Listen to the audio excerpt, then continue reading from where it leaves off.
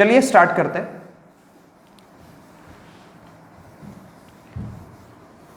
मान लीजिए जैसे फॉर एग्जांपल आपको एक क्वेश्चन गिवन है, लेट्स सपोज कि आपको एक क्वेश्चन गिवन है बेटा, कि मान लीजिए कोई भी क्वेश्चन उठा के देख लेते हैं।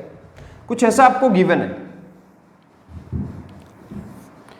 कुछ ऐसा आपको गिवन है,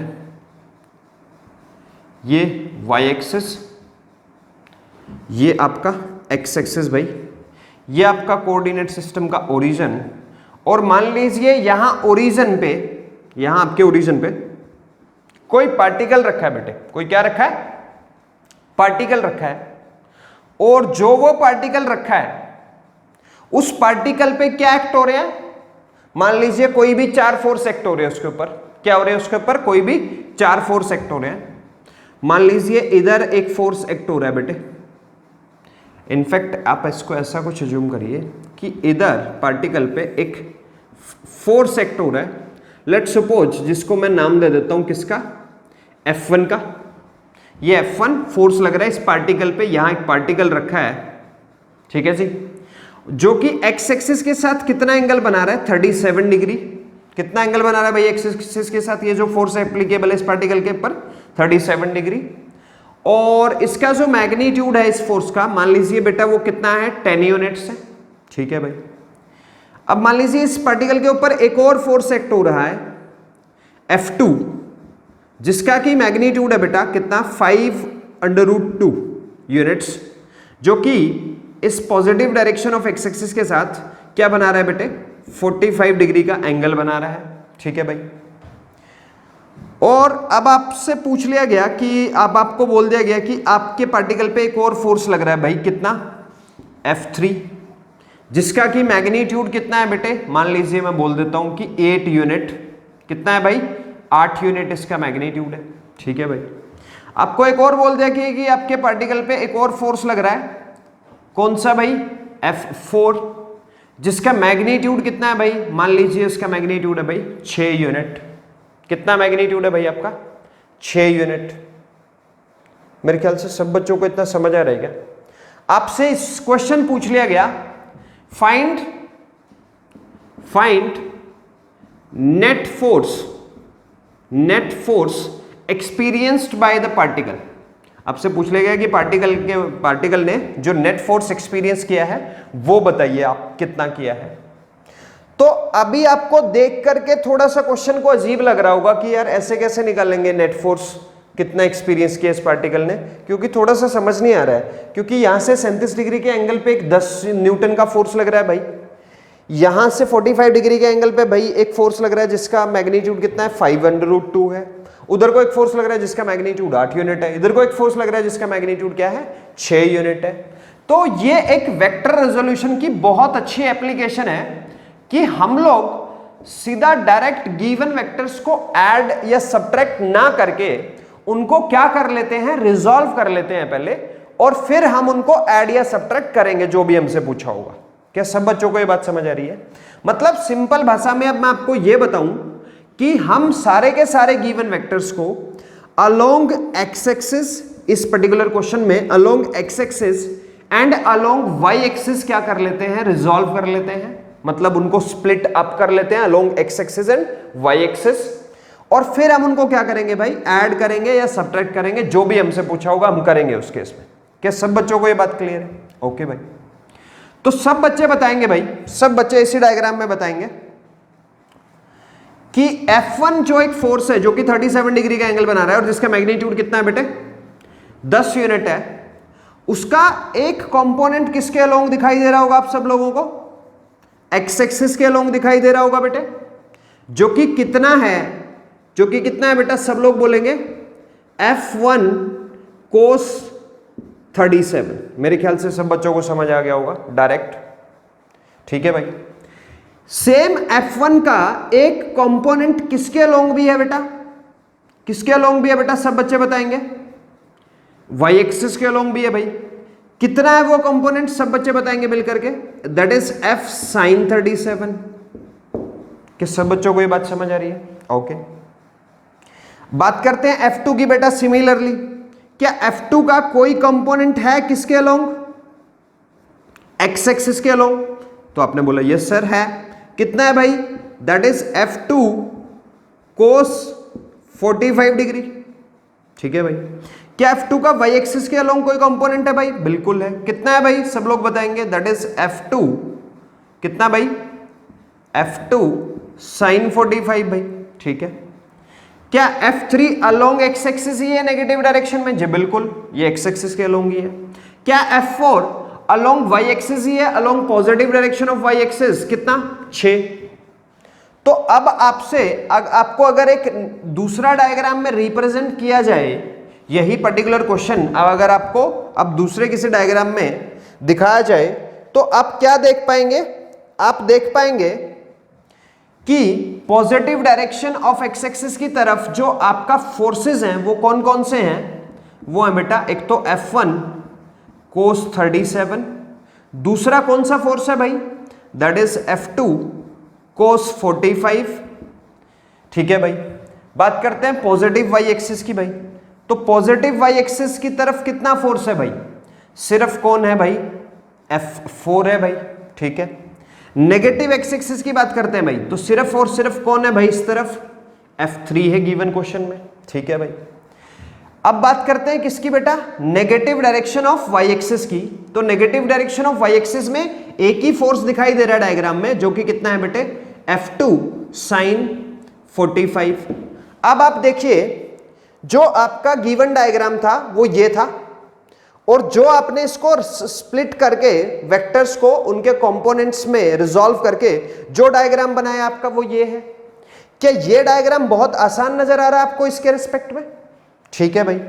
अब इसको कैसे सॉल्व करेंगे भाई? अब इसको सिंपली ऐसे सॉल्व करेंगे बेटा कि ये जो नेट फोर्स है इस तरफ, ये किस तरफ है? नेट फोर्स है बेटा positive direction of x axis की तरफ। एक्स एक्सिस की तरफ जो इनमें से ज्यादा होगा, मतलब जो positive direction of x axis और negative direction of x axis की तरफ दो फोर्स हैं, उनमें से जो ज्यादा होगा हम उस तरफ ले आएंगे भाई। मतलब इस वेक्टर को और इस वेक्टर को ऐड करना अब आपके लिए काफी आसान हो गया है।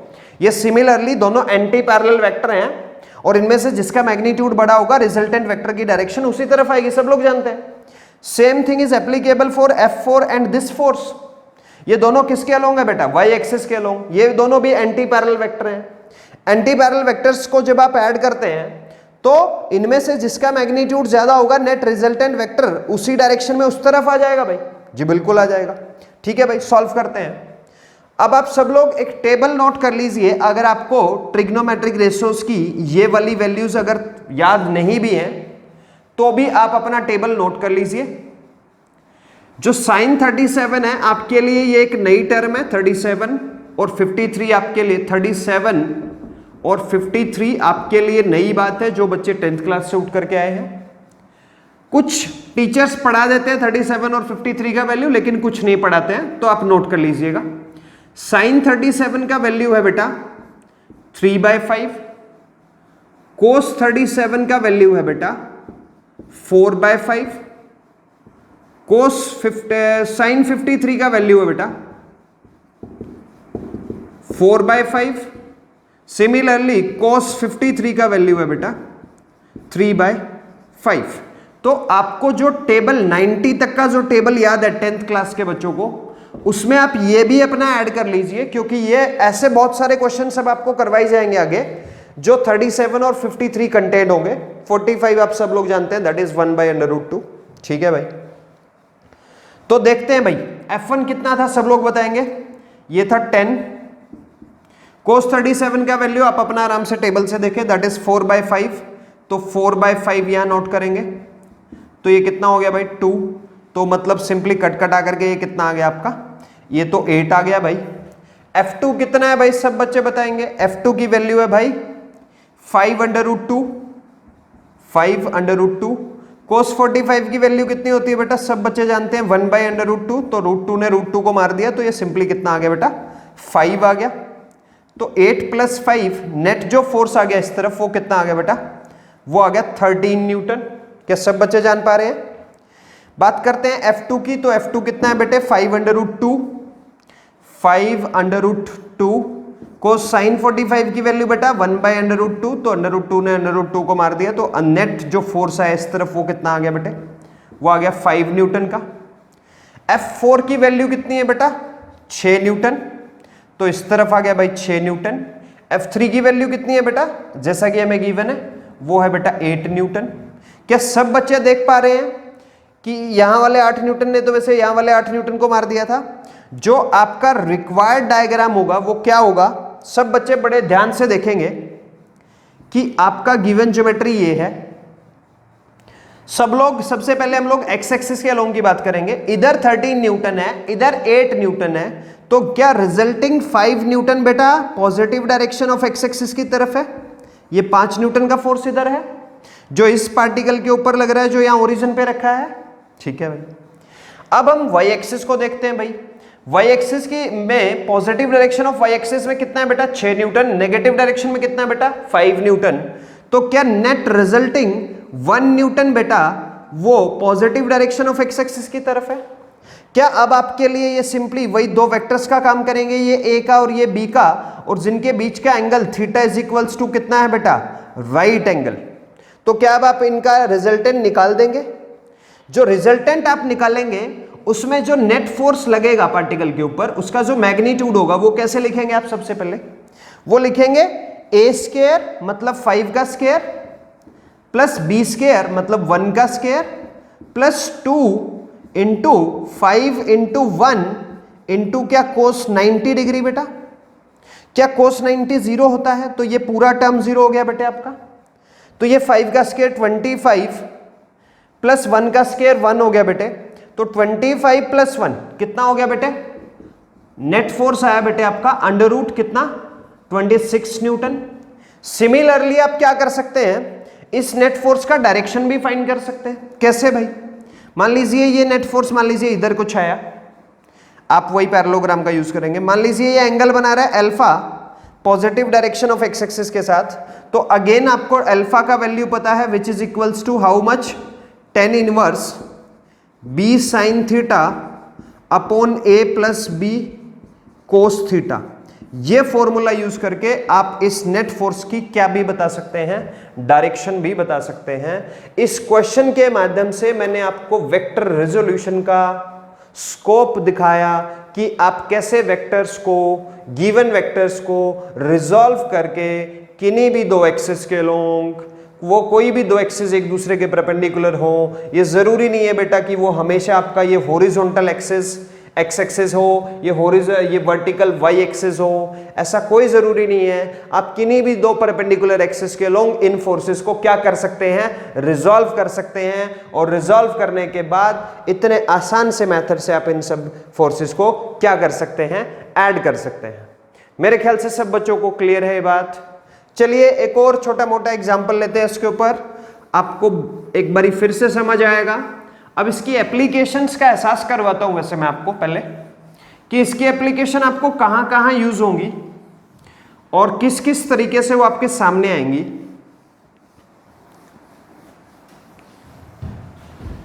अब आपसे एक बोला गया कि एक बोटमैन जो है वो अपना बोट चला रहा है। ए बोटमैन रोज हिज बोट, ऐसा लिखा हुआ होगा किताब में आपके। ए बोटमैन रोज हिज बोट, ठीक है भाई, मतलब बोटमैन अपनी किश्ती को चला रहा है भाई, ठीक है। तो जैसा कि आपको डायरेक्शंस का ज्ञान इससे पहले है, ये क्या हो गया भाई? नॉर्थ। ये क्या हो गया भाई? साउथ। ये इधर का क्या हो गया भाई? ईस्ट हो गया भाई। ये क्या हो गया भाई? वेस्ट हो गया।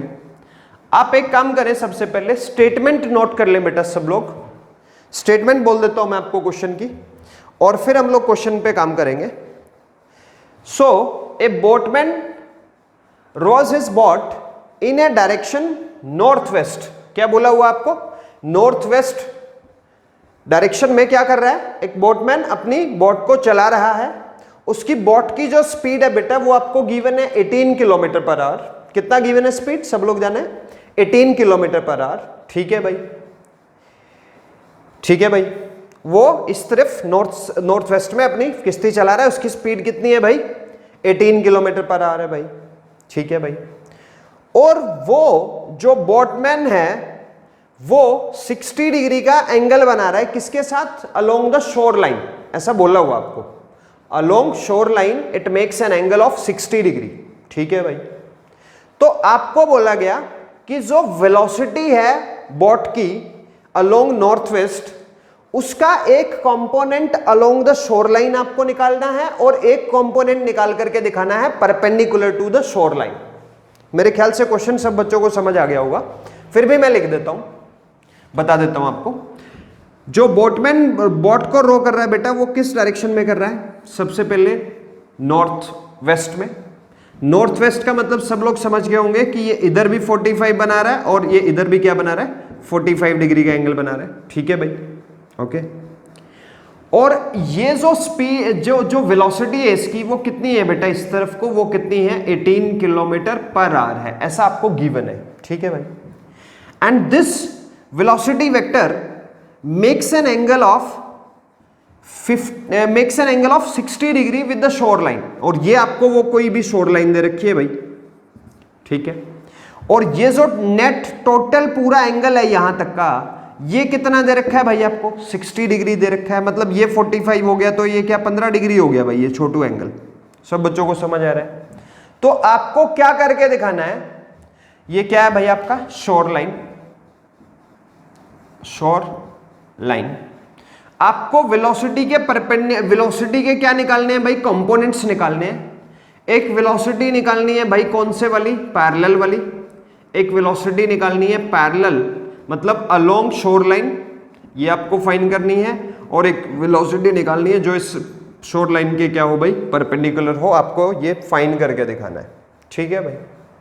तो क्या सब बच्चे बेटा बहुत आसानी के साथ ये समझ पा रहे हैं कि मैंने आपको अभी अभी बताया था कि आपका ये हमेशा जरूरी नहीं होगा आपको कि आपका सिर्फ एक्स एक्सिस और वाई एक्सिस के साथ ही आपको किसी वेक्टर को रिजॉल्व करना है। मैंने आपको क्या बताया था अभी कि कोई भी दो परपेंडिकुलर एक्सिस लो जो एक दूसरे को परपेंडिकुलर हो, वो भले ही ऐसे और ऐसे हो सकती हैं। कोई भी दो परपेंडिकुलर एक्सिस हो बेटा, टेढ़ी मेढ़ी जैसी भी हो, उनके अलोंग आप क्या कर सकते हैं? किसी भी एक वेक्टर को दो कंपोनेंट्स में रिजॉल्व कर सकते हैं। कोई खास बात उसमें नहीं है, जैसा कि अभी हम करेंगे भी सही। ठीक है भाई। अब अगर आपको कोई बोल दे कि वेलोसिटी ऑफ बोट का शोर लाइन के अलोंग आपको क्या निकाल करके दिखाना है? कंपोनेंट निकाल करके दिखाना है। तो सिंपली ये किसका डायरेक्शन है बेटे? वेलोसिटी ऑफ बोट का। ये कौन है बेटे? Shore line. अब आपको क्लियरली ये भी दिखाई दे रहा है क्वेश्चन में कि velocity of boat shore line के साथ कितना एंगल बना रही है? नेट टोटल एंगल कितना है? 60 डिग्री। तो सिंपल भाषा में वेलोसिटी ऑफ बोट का शोर लाइन के अलोंग एक कंपोनेंट आया बेटे, जिसको हम लोगों ने क्या बोला? v वेलोसिटी जो भी आपको दे रखा है, that is v cos 60। Simple भाषा में कितना आ गया बेटे? v cos 60।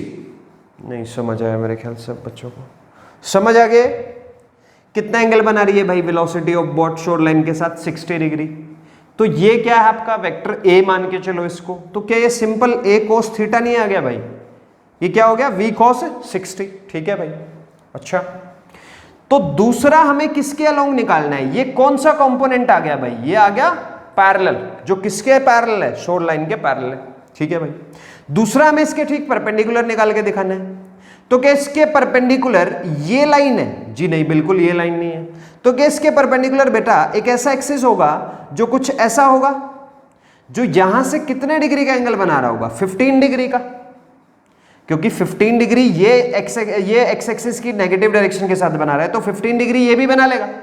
तो अब ये एक्सिस रेड वाली और ये रेड वाली दोनों एक दूसरे के क्या हो गई है बेटा? परपेंडिकुलर हो गई है। मतलब वेलोसिटी का एक कंपोनेंट किसके अलोंग आ गया बेटे? इस एक्सिस के अलोंग आ गया। ये जो कंपोनेंट आ गया वो है कौन सा कंपोनेंट? परपेंडिकुलर कंपोनेंट भाई। किसके परपेंडिकुलर? शोर लाइन के परपेंडिकुलर, जो कि कितना आ गया बेटे? v sin 60। नहीं आया मेरे ख्याल समझ में? तो आपसे ये पूछा गया था कि आपको एक पैरेलल कंपोनेंट निकाल के दिखाना है और एक क्या निकाल करके दिखाना है? परपेंडिकुलर कंपोनेंट निकाल करके दिखाना है। तो पैरेलल कंपोनेंट फाइंड कर लेते हैं। कितना आ गया भाई क्वेश्चन में आपका? v का वैल्यू कितना है भाई? 18 है। cos 60 का वैल्यू बोले भाई सब लोग क्या? 1/2। तो क्या सिंपली 9 किलोमीटर पर आवर आ गया भाई पैरेलल कंपोनेंट। तो अब देख लेते हैं भाई परपेंडिकुलर कंपोनेंट कितना आ गया। तो v परपेंडिकुलर बिकम्स, वेलोसिटी कितना है भाई? 18। sin 60 का वैल्यू क्या सब बच्चे जानते हैं? √3/2। तो क्या 2 ने 18 को मार दिया 9 पर, और वेलोसिटी का परपेंडिकुलर कंपोनेंट आ गया बेटा कितना? 9 √3 किलोमीटर पर आवर। इस तरीके से आप क्या कर सकते हैं, वेक्टर रेजोल्यूशन का फायदा उठा सकते हैं, वेक्टर्स को रिजॉल्व कर सकते हैं, और यह आपके लिए काफी क्या हो जाएगा, आसान हो जाएगा। जब भी हम किसी एक गिवन वेक्टर को उसके कंपोनेंट्स में रिजॉल्व कर लेंगे तो उसको पर्टिकुलरली उन पर सारे वेक्टर्स को ऐड करना, सब्ट्रैक्ट करना काफी आपके लिए आसान हो जाएगा। मेरे ख्याल से सब बच्चों को इतना समझ आ रहा है। मैं आपको और इसका एहसास कराता हूं कहां कहां ये आपको आ सकता है, कहां कहां कैसे कैसे एप्लीकेशंस इसके आप पढ़ेंगे। जैसे फॉर एग्जांपल बेटा, इंक्लाइन प्लेन्स के बारे में आपने सुना होगा। इंक्लाइन प्लेन कौन होता है? जैसे फॉर एग्जांपल मान लीजिए ये मैं बोलता हूं कि ये हॉरिजॉन्टल प्लेन है, और अगर आपको इस पे कोई इंक्लाइन करना है कोई प्लेन इसके ऊपर, तो आप सिंपली इस वाले बाजू को यहां कांस्टेंट रख करके ऐसे कर देते हैं, तो ये इसको क्या बोल देते हैं जनरली, इंक्लाइन प्लेन। और ये जो एंगल थीटा बन गया हॉरिजॉन्टल लाइन और इस इंक्लाइन लाइन के बीच में, इसको एंगल ऑफ इंक्लिनेशन बोल देते हैं। ठीक है भाई। जैसे अब आप इसको यहां ज्योमेट्री में समझिएगा कि आपको ऐसा गिवन है, ऐसा गिवन है, ये एक इंक्लाइन प्लेन है जो कि हॉरिजॉन्टल के साथ क्या बना रहा है, एंगल थीटा बना रहा है। ठीक है भाई। अब इस इंक्लाइन प्लेन पे आपका मान लीजिए एक कंटेनर रखा है भाई। क्या रखा है? कंटेनर। और उस कंटेनर के अंदर मान लीजिए आपने कोई वेट भर रखा है, समझ सकते हैं आप। मान लीजिए उस कंटेनर के अंदर आपने कुछ मतलब गेहूं वगैरह भर रखा है, what ever you can say that, कि आपने कोई भी उसके अंदर वेट डाल के रखा हुआ है, और वो कंटेनर मान लीजिए बेटा ऐसे रखा हुआ है यहां। ठीक है भाई। उस कंटेनर का जो टोटल मास है, नेट जो टोटल मास है, वो कितना है बेटा? उसका मास ऑफ कंटेनर कितना है? मान लीजिए मैं आपको बोलता हूं 90 kg। कितना है बेटे आपका कंटेनर का मास? 90 kg। ठीक है भाई। अब आपसे सवाल क्या पूछा गया है? सवाल ये पूछा गया है कि आपको इस मास का सबसे पहले तो क्या निकालना है? वेट निकालना है। तो सबसे पहले आप वेट बताइए भाई कितना हो गया। क्या वेट सिंपली mg हो जाता है भाई? और g को जनरली बेटा मैं अभी के लिए 10 मीटर पर सेकंड स्क्वायर लूंगा, ताकि आपकी कैलकुलेशंस आसान हो जाए। सिर्फ और सिर्फ प्रैक्टिस करवाना ही मेरा यहाँ पर्पज है, इसलिए मैं इसको 10 वैल्यू ले रहा हूँ इसकी। तो अगर g की वैल्यू मैं 10 लूंगा तो वेट कितना आ गया भाई mg के हिसाब से? मेरे ख्याल से सब बच्चे जान पा रहे हैं कि वेट हो गया बेटा 900 न्यूटन। कितना हो गया बेटा? 900 न्यूटन हो गया भाई। ठीक है। आपको बोला गया कि इस वेट के दो कंपोनेंट्स आएंगे। क्या आएंगे भाई इस वेट के? दो कंपोनेंट। एक आएगा वेट का पैरेलल कंपोनेंट, आपको फाइंड करना है, जो कि किसके पैरेलल हो बेटे? इस इंक्लाइन प्लेन के पैरेलल हो। और एक इस वेट का कंपोनेंट आएगा perpendicular to this incline plane. दोनों ही आपको क्या करने हैं? फाइंड आउट करने हैं, निकाल करके दिखाने हैं। क्या सब बच्चों को बात समझ आ रही है? गिवन डेटा क्या है? ठीक है भाई। सबसे पहले आप सब लोग बताइए, किसी भी बॉडी का जो वेट है बेटा वो किस तरफ एक्ट होता है? क्या वो वर्टिकली डाउनवर्ड एक्ट होता है? तो W इज इक्वल्स टू कितना बेटा? 900 न्यूटन। वेट कितना है आपके बॉडी का? 900 न्यूटन। तो ये ऐसे एक्ट हो रहा है भाई। अब आपसे बोला क्या गया है भाई? क्या बोला गया आपको? कि आपको इस वेट के दो कंपोनेंट फाइंड करने हैं, एक parallel to this incline plane और एक perpendicular to this incline plane. तो भाई एक parallel to this incline plane और एक perpendicular to this incline plane, मतलब कुछ ऐसा समझ सकते हैं आप। ये जो ब्लैक डॉटेड लाइन है ये परपेंडिकुलर है इसको, इंक्लाइन प्लेन को, और ये जो ब्लैक इंक्लाइन लाइन है ये वाला, ये पैरेलल है बेटा किसको? इंक्लाइन प्लेन को। आप ऐसा समझे? ठीक है भाई। तो सबसे पहले अगर आपका ये एंगल थीटा है तो बेटा आपका ये एंगल भी थीटा हो गया। फिर तो कितना हो गया भाई? ये एंगल भी थीटा हो गया। ठीक है भाई। और मान लीजिए मैं आपको इस केस में बोल ही देता हूं कि थीटा की वैल्यू कितनी है? 30 डिग्री है मान लीजिए। तो यहां भी भाई ये थीटा इज इक्वल्स टू कितना हो गया? 30 डिग्री हो गया। सबसे पहले आप क्लियर कट ज्योमेट्रीज बनाइए। आपको कंफ्यूजन हो सकता है कि सर आपने डायरेक्टली ऐसे कैसे लिख दिया, ये एंगल थीटा तो ये एंगल भी थीटा। आप आराम से अपना हॉरिजॉन्टल वर्टिकल लगाइए, यहां आराम से अपना एंगल बनाइएगा। मैं बना देता हूं। फर्स्ट क्वेश्चन है आपका इस तरह का, तो मैं बना देता हूं आपके लिए। मान लीजिए मैंने यहां एक हॉरिजॉन्टल लाइन कंसीडर किया। अब अगर ये एंगल थीटा है बेटे, तो सिंपल भाषा में क्या ये एंगल भी थीटा है? क्या ये तो वही एक ही बात है, ये वाली और ये वाली? ठीक है भाई। तो अगर ये एंगल थीटा है तो क्या ये एंगल बेटा 90 माइनस थीटा है? सब बच्चे देख पा रहे हैं, क्योंकि ये लाइन और ये लाइन एक दूसरे को क्या है, परपेंडिकुलर है। तो अगर ये 90 माइनस थीटा है तो क्या ये अगेन थीटा है? जी बिल्कुल थीटा है। और ये कितना आ गया फिर से 90 माइनस थीटा। तो सबसे पहले तो आप ज्योमेट्री का ही बहुत ख्याल रखेंगे कि आप गलत ना बना दें।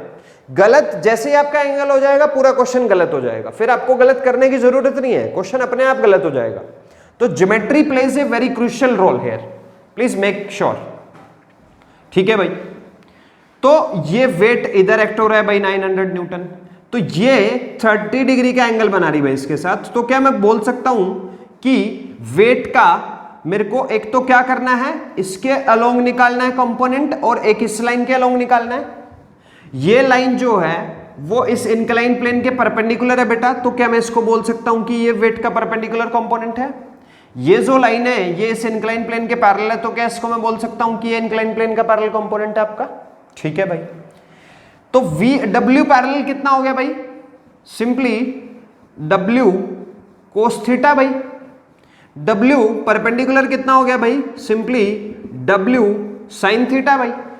अब डब्ल्यू पैरेलल को सोल्व कर लेते हैं पहले, कितना आ गया भाई, डब्ल्यू कितना गिवन है भाई, वेट कितना गिवन है भाई आपका 900, कोस कितना है भाई 30 डिग्री। ठीक है भाई, यहां परपेंडिकुलर को सॉल्व कर लेते हैं, तो परपेंडिकुलर कितना आ गया भाई 900 इंटू कितना बेटे साइन 30, तो पैरेलल कंपोनेंट कितना आ गया भाई 900 कोस 30 का वैल्यू सब बच्चे बताएंगे, दैट इज √3/2। तो ये कितना आ गया भाई 450। तो पैरेलल कंपोनेंट आ गया आपका 450 √3 न्यूटन। क्या सब बच्चों को ये बात क्लियर है? सिमिलरली परपेंडिकुलर कंपोनेंट आ गया आपका कितना बेटे 900 इंटू साइन 30। तो क्या साइन 30 का वैल्यू बेटे 1/2 होता है, तो 2 पे ये 450 पे चला गया। तो जो वेट का परपेंडिकुलर कंपोनेंट है इंक्लाइन प्लेन के वो कितना है बेटे, वो है 450 न्यूटन। अब कई लोग तो इस तरीके से कंफ्यूज हो जाते होंगे कि सर आप ये क्या कर रहे हो पिछले काफी टाइम से, ये 450 √3 और 450 को अगर ऐड करेंगे तो ये 900 तो आएगा ही नहीं, ये तो आपने गलत कर दिया। बेटे समझें आप इस बात को कैसे, अगर इस पर्टिकुलर क्वेश्चन को मैं आपको सिंपली आपके कोऑर्डिनेट सिस्टम पे ड्रॉ करके दूं तो ये कुछ ऐसा रिप्रेजेंट कर रहा है आपको कि 450 का जो वेक्टर है वो किस तरफ को है बेटा, मान लीजिए वो इस तरफ को है, एक्स एक्सिस की तरफ को है। 450 एंड √3 का जो वेक्टर है वो किस तरफ है बेटा आपका, वो मान लीजिए वाई एक्सिस पे है, क्योंकि ये दोनों एक दूसरे के परपेंडिकुलर ही तो थे यहां। अब आप इन दोनों का जो रिजल्टेंट फाइंड करेंगे, जो क्या फाइंड करेंगे बेटा, रिजल्टेंट वेक्टर का जो मैग्नीट्यूड फाइंड करेंगे, वो कितना आएगा बेटा आपका 900 न्यूटन आएगा और कुछ नहीं आएगा। क्या सब बच्चों को यहां तक क्लियर है? और इस तरह के बहुत सारे अनंत क्वेश्चंस हो सकते हैं जो मेरे ख्याल से आप सब लोगों को क्या करने चाहिए भाई, प्रैक्टिस करने चाहिए। अब आपसे और क्वेश्चंस भी पूछे जा सकते हैं इसमें, जैसे फॉर एग्जांपल मैं आपको बताता हूं, वेक्टर रेजोल्यूशन में मैं आपको बताता हूं कि मान लीजिए कुछ इस तरह का डायग्राम मान लीजिए आपको दे दिया गया है कि एक पार्टिकल है बेटा जो कि मान लीजिए आपका टाइम t = 0 पर आपके ओरिजिन से चलना स्टार्ट होता है। कहां से चलना स्टार्ट होता है, ओरिजिन से चलना स्टार्ट होता है। ये आपका एक्स एक्सिस है, ये आपका क्या है बेटे वाई एक्सिस है, और ये आपका ओरिजिन है जिसके कोऑर्डिनेट्स हैं बेटा 0,0। क्या सब बच्चों को ये बात क्लियर है? ओके। अब आपसे बोला गया कि ये जो पार्टिकल है वो मान लीजिए कितना चला बेटे, वो मान लीजिए अब मैं बोलता हूं आपको, वो चलता है बेटे 5√2 metre at an angle of 45 degree with the positive direction of x axis. ऐसे चलना शुरू कर देता है वो इस लाइन पे ऐसे चलना शुरू कर देता है XY प्लेन में, स्ट्रेट लाइन पाथ में। 5√2 मीटर चलता है वो कितने डिग्री के एंगल पे? 45 डिग्री के एंगल पे। किसके साथ? एक्स एक्सिस के साथ। ठीक है भाई। फिर बेटा वो क्या काम करता है, वो मान लीजिए मैं आपको बोलता हूं, वो पार्टिकल यहां से फिर से चलना स्टार्ट करता है और मान लीजिए मैं आपको बोलता हूं कि वो कितना चलता है? 3 मीटर चलता है। वो पार्टिकल कितना चलता है? 3 मीटर। किसके अलोंग चलना शुरू हो जाता है? अलोंग एक्स एक्सिस, यहां से, इसके बाद। ठीक है भाई। फिर मैं बोलता हूं इसके बाद कि ये पार्टिकल उसके बाद बेटा चलना शुरू कर देता है इस तरफ को। कितना चला? Let's suppose 1 metre. कितना चला भाई? 1 मीटर। और फाइनली वो पार्टिकल यहां पहुंच गया भाई, इस पर्टिकुलर पॉइंट पे पहुंच गया। क्या पहुंच गया भाई? इस पर्टिकुलर पॉइंट पे पहुंच गया। आपसे पूछा गया find net displacement of the particle. क्या पूछा गया आपसे? Find net displacement of the particle, कि वो चला कितना। आपसे पूछा गया है कि जो पार्टिकल है वो कितना चला, कहां से? ओरिजिन से पूछा गया आपसे भाई। मेरे ख्याल से सब बच्चे ट्राई कर सकते हैं इसमें कोई खास बात नहीं है। सिंपली बेटा ये वेक्टर रेजोल्यूशन का एप्लीकेशन है। मैंने आपको जैसे इससे पहले भी बताया है, मैं फिर से बता रहा हूं आपको। आप क्या काम करें, इस डायग्राम को देख करके घबराएं नहीं, और सिंपली जो भी गिवन वेक्टर्स हैं आपके, उनको एक्स एक्सिस और वाई एक्सिस या कोई भी दो परपेंडिकुलर एक्सिस के अलोंग क्या कर लें? रिजॉल्व कर लें, और फिर उनका क्या फाइंड कर दें? नेट सम फाइंड कर दें। जो भी ऐड करना या सब्ट्रैक्शन करना आपको बोला गया होगा। तो अब आप सबसे पहले ध्यान दीजिए, मैं इसको रिजॉल्व कर रहा हूं। मैं सबसे पहले वो कंपोनेंट्स नोट करूंगा जो किसके अलोंग है बेटा? Along X axis. Along X axis बताइए कितना चला। अब इस वेक्टर का जो ये आपको दे रखा है 5√2 मीटर, जिसका मैग्नीट्यूड है, क्या उसका कोई ना कोई कंपोनेंट बेटा इसकी तरफ होगा?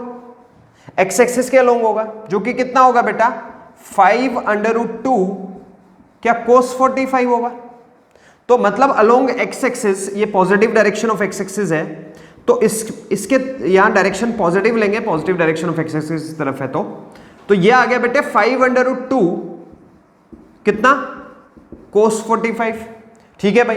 फिर मैं देखता हूं कि क्या कोई ड्यूरिंग हिज जर्नी क्या कोई और कंपोनेंट भी है एक्स एक्सिस की तरफ, जो दूसरा कोई हो, जो ऐड हो सकता है इसमें या सब्ट्रैक्ट हो सकता है। तो मेरे को पता चला कि हाँ भाई एक और है, जो कि कितना है बेटे? ये 3 मीटर है, जो कि यहां दिया गया है। ठीक है भाई, ये 3 मीटर है। फिर क्या देखते हैं बेटा? अलोंग वाई एक्सिस देखते हैं बेटा कि क्या कोई कंपोनेंट है क्या वेक्टर का। तो यहां देखते हैं भाई सबसे पहले, क्या 5√2 मीटर का कोई कंपोनेंट है वाई एक्सिस के अलोंग? जी हाँ बिल्कुल है। कितना? 5√2 साइन कितना? 45 भाई, सब लोग बोलेंगे, क्योंकि पॉजिटिव डायरेक्शन में है तो साइन पॉजिटिव आएगा, कोई खास बात नहीं है इसमें। 5√2 साइन 45 प्लस, और देखते हैं कुछ हो तो आपको दिखाई दे रहा है कि 1 मीटर भी है, तो प्लस 1 मीटर भी है भाई। इनको सॉल्व कर लीजिए। सबसे पहले एक्स एक्सिस के अलोंग जो आएगा नेट, वो कितना आएगा बेटे? 5√2 cos 45 की वैल्यू होगी 1/√2, तो अलोंग एक्स एक्सिस आ गया आपका 5 + 3 8 मीटर, और अलोंग वाई एक्सिस आ गया बेटा 5√2 sin 45 1/√2, तो ये कटकटा के आ गया 5 + 1 कितना आ गया बेटे? 6 मीटर आ गया। मतलब अगर अब आपको इस नए डायग्राम में इस गिवन क्वेश्चन को रिप्रेजेंट करना हो, तो आपका पार्टिकल चला बेटे 6 मीटर चला, वो किसके अलोंग? किसके अलोंग चला भाई? सब बच्चे बताएंगे, वाई एक्सिस के अलोंग। और 8 मीटर आपका पार्टिकल चला बेटे किसके अलोंग? 8 मीटर आपका पार्टिकल चला एक्स एक्सिस के अलोंग। क्या अब आप इसको सॉल्व कर सकते हैं? जी हाँ बिल्कुल कर सकते हैं। क्या आपके लिए दो वेक्टर हो गए? पहला वेक्टर जिसका मैग्नीट्यूड मान लीजिए 8 मीटर है, दूसरा मैग्नीट्यूड जिसका मैग्नीट्यूड कितना है? 6 मीटर है। क्या है बेटा? Theta is equals to 90 degree. तो नेट जो डिस्प्लेसमेंट आया आपका, नेट डिस्प्लेसमेंट जो आया पार्टिकल का इस केस में, वो कितना आया बेटे? दैट इज √8² + 6² आगे का टर्म लिखने का जरूरत है नहीं क्योंकि cos 90 आएगा, cos 90 जीरो है, जीरो कर देगा पूरे टर्म को। तो जो नेट डिस्प्लेसमेंट आया बेटा वो कितना आया, 8 का स्क्वायर हो गया बेटा 64, 6 का स्क्वायर हो गया 36, मेरे ख्याल से ये आ गया अंडर रूट 100। अंडर रूट 100 का मतलब बेटे क्या आ गया, आपके पार्टिकल का जो डिस्प्लेसमेंट आ गया वो कितना आ गया, 10 मीटर। अगर आपको इस डिस्प्लेसमेंट का डायरेक्शन भी निकालना है तो मान लीजिए ये रिजल्टेंट वेक्टर आ गया using parallelogram law of vector addition, और ये मान लीजिए क्या बना रहा है, एंगल अल्फा बना रहा है, किसके साथ, एक्स एक्सिस के साथ। और फिर से आप अल्फा का फॉर्मूला यूज करके that is tan inverse into b sin theta upon a plus b cos theta से आप इसका क्या भी निकाल सकते हैं, डायरेक्शन भी आप इस क्वेश्चन में निकाल सकते हैं। मेरे ख्याल से वेक्टर रेजोल्यूशन में मैंने आपको कोई कसर नहीं छोड़ी है। फिर भी अगर आपको कोई डाउट रहिएगा तो मुझे कमेंट सेक्शन में जरूर बताइएगा। थैंक यू वेरी मच बेटा।